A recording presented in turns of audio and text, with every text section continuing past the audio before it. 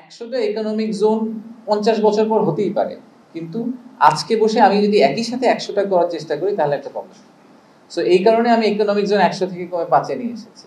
এখানে আমি এইটাই বলছি যে 33,000 একরের যে জায়গাটা অরিজিনালি 2018 সালে প্ল্যান করা হয়েছিল সেটা 33,000ই থাকুক। সেই জায়গাটাকে ইউটিলাইজেশন পয়েন্ট অফ ভিউ থেকে 10 গিগাওয়াটের পাওয়ার প্রোডাকশন না করে ওখানে 2 গিগাওয়াট পাওয়ার করে why not use the remaining space for something else.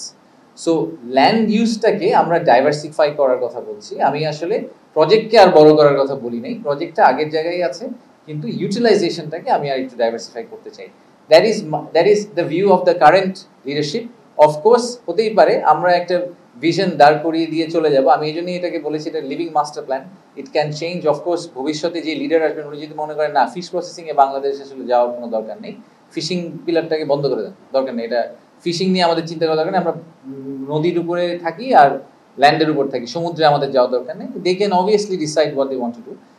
আমি আমার জ্ঞানে যতটুকু ধরে এবং আমরা যে এক্সপার্টদের সাথে কথা বলছি তাদের পার্সপেক্টিভের বেস করে আমাদের যেটা রাইট মনে হচ্ছে সেই ভিশনটার উপর বেস করে আমি নেক্সট 120 দিনের কাজ করব।